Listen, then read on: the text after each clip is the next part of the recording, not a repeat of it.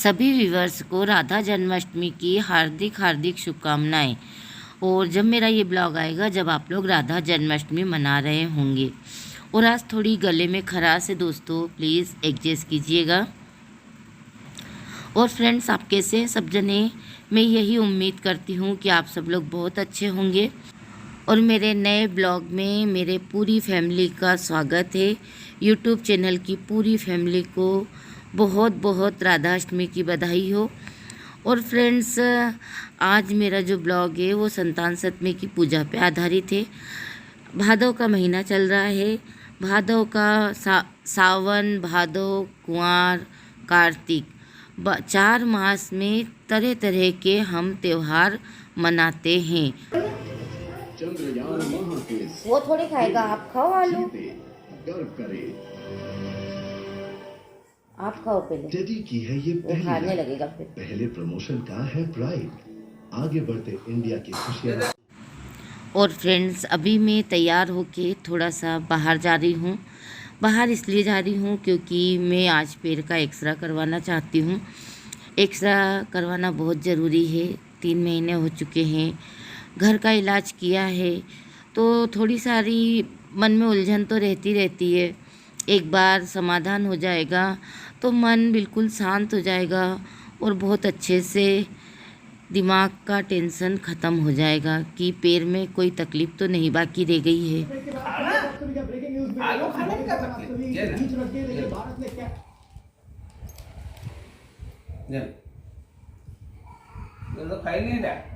मैंने बोला ना, आप खाओगे ना तो वो खाने लग जाएगा। क्या उसको दिखा के तो खाओ थोड़ा सा। मैं खा लूं? और हमारा सोमित जब भी खाना खाता है जब हम लोग खाना खाना चालू कर दें। अगर हम खाना नहीं खाते हैं तो वो कुछ भी नहीं खाता है। और जब हम लोग थोड़ा बहुत खाना खाते हैं तो वो हमारे साथ में खाना खाने लगता हैगा। और फ्रेंड्स, अभी हम जा रहे हैं पास के एक अस्पताल में। डॉक्टर साहब से बात हो चुकी है। उन्होंने कहा है कि आप जाके एक्सरा करवा लीजिए। और उन्होंने वहाँ फ़ोन लगा दिया होगा। बस हम लोग जाएंगे और एक्सरा करा के आ जाएंगे। अब देखते हैं एक्सरे की रिपोर्ट क्या निकलती है। और दोस्तों, ज़्यादा दूर नहीं है अस्पताल, पास में ही है। ये अस्पताल पे आ गए हम लोग। यहीं मेरा एक्सरे निकाला जाएगा। डॉक्टर साहब से बात हो चुकी है। मन में बहुत ज़्यादा टेंशन थी, दिमाग बहुत कुछ सोच रहा था, पर एक बार एक्सरे तो कराना बहुत ज़रूरी था। और जो भी रिपोर्ट आती उसके आधार पे फिर से इलाज चालू होता। और फ्रेंड्स, अब आप सोच रहे होंगे ये तो एक्सरे कराने गए थे। एक्सरे करा के मैं रिटर्न आ गई थी घर पे। एक्सरे की रिपोर्ट अच्छी आई है, मेरे पैर की हड्डी जुड़ चुकी है। और डॉक्टरों ने तो सलाह दी है कि अभी 6 महीने का फिर भी परहेज रखिएगा। और आज आप सोच रहे होंगे बड़े नई जगह बैठी हूँ। मैं नई जगह नहीं बैठी हूँ, मैं बैठी हूँ सुमन भाभी के यहाँ पर। सुमन भाभी के यहाँ है आज संतान सतमी की पूजा, जो कि उन्होंने चालू कर दी है और उसकी तैयारी वो कर रही हैं। उनके पुए वगैरह सब बन गए हैं, कलश वगैरह रखा दिया है। और आपको दिखाती हूँ संतान सतमी की पूजा। और मैं इसलिए आई हूँ, हमारे यहाँ नहीं होती संतान सतमी। मैं कथा सुनूंगी, पढ़ूंगी और भाभी को पूरी कथा सुनाऊंगी। हम जिस पूजा की भी शुरुआत करते हैं तो नीचे सबसे पहले चौक पुरते हैं, उसके ऊपर पटा रखते हैं और फिर हमारे भगवान को स्थान देते हैं।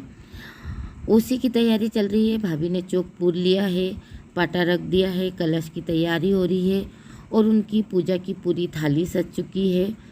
भाभी ने इसमें कंकु, हल्दी, चावल, चंदन, सिंदूर और सुहाग का सामान और दीपक, अगरबत्ती, धूप बत्ती, पुए जो कि प्रसाद के तौर पे रखे जाते हैं, केले और हवन सामग्री और हवन का एक छोटा सा पात्र भी रख लिया है। और वो सारे भगवान उनके लिए धागे वगैरह काट रहे हैं इस समय पे। संतान सतमी की पूजा कृष्ण भगवान की माता जी ने, देवकी जी ने करी थी। जब उनके 6 संतान का वध हो चुका था तो फिर उन्हें किसी गुरुजी ने आके बताया था कि आप संतान सतमी का व्रत कीजिए, जिससे कि आपके पुत्र जीवित हो रहें और उन्हें एक नया जीवन मिले। जो कि कंस ने उनके पुत्र को मार दिया था, तभी से देवकी जी ने उस पूजा को चालू करा और संतान सप्तमी का व्रत चालू करा। संतान सप्तमी का व्रत करके पूजन किया तो कृष्ण भगवान का जन्म हुआ है। अब फिर हाथ साफ करो।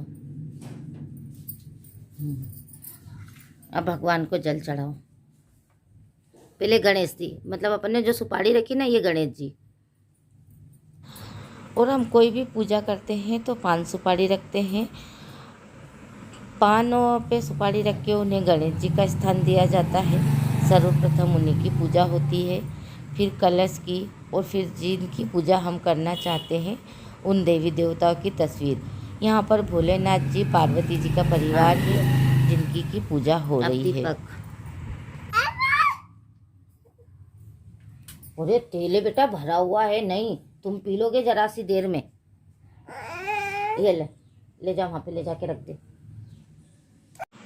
और हम कोई सी भी पूजा जब भी शुरू करें, चाहे दैनिक पूजा हो, चाहे कोई बड़ी पूजा हो, चाहे हमारे व्रत की पूजा हो, सबसे पहले जल चढ़ा के और दीपक चैतन्य करना चाहिए। दीपक हमारी पूजा का प्रतीक होता है, इसलिए दीपक को सबसे पहले प्रज्वलित किया जाता है और उसके साथ में गणेश जी की पूजा सर्वप्रथम की जाती है और फिर सभी देवी देवताओं की पूजा करनी चाहिए। संतान सप्तमी की पूजा में चांदी के कड़े का बड़ा महत्व होता है। इसे समय समय अनुसार बनवाया जाता है। बहुत से लोग हर साल बनवाते हैं, बहुत से लोग इसे 3 साल में एक बार बनवाते हैं और बहुत से लोग शादी ब्याह के समय पे बनवाते हैं। और दोस्तों, आप एक आवाज़ बार बार सुन रहे होंगे, ये सोमित की आवाज़ है। सोमित मेरे साथ में ही था और बहुत रो रहा था, बहुत परेशान कर रहा था।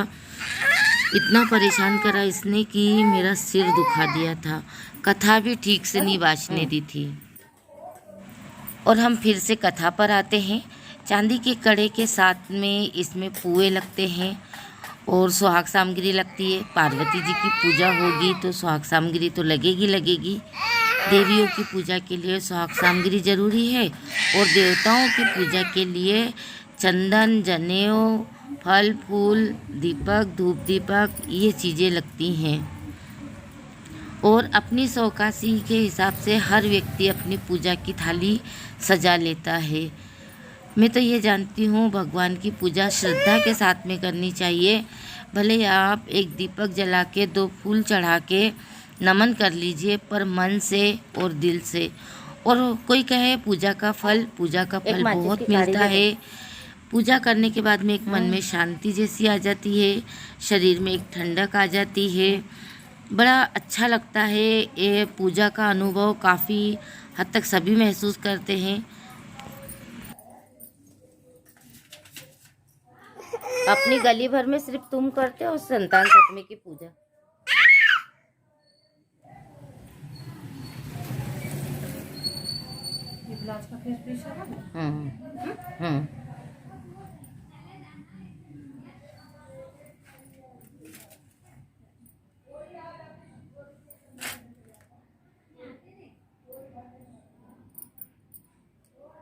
और इन सब चीज़ों के साथ में लगता है पीले कलर के धागे का गंडा। पीले कलर के धागे का गंडे का बड़ा महत्व है। कोई भी इस बात को यकीन नहीं मानेगा, मेरे अगले साल के हाथ का बंधा हुआ संतान सप्तमी का गंडा मैंने इस साल जब नया बांधा है, जब काटा है। अगले साल पूनम की मम्मी यहीं थी तो उन्होंने भी ये पूजा करी थी। काफ़ी लोग उधर ही इस पूजा को करते हैं और बड़े भाव मन से। और भाभी की पूजा काफ़ी हद तक हो चुकी है, खाली उन्हें अब पुए वगैरह चढ़ाना बाकी रह गए हैं। और फ्रेंड्स, कोई सा भी त्यौहार हो, हमें अपने तन मन से ही करना चाहिए। अभी भाभी हवन कर रहे हैं, कथा वगैरह बच चुकी है। और फ्रेंड्स, मैंने इतनी रिकॉर्डिंग बड़ी मुश्किल से करी है। सोमित की आवाज़ आप सुन ही रहे हैं, कितनी किरकिरी हो रही है, चिढ़ रहा था। और आरती वगैरह भाभी के साथ में करने के बाद में फिर मैं घर आई थी। मेरे को बहुत परेशान कर रहा था इसने। और इसी के साथ में आज का ये ब्लॉग फिर समाप्त होता है।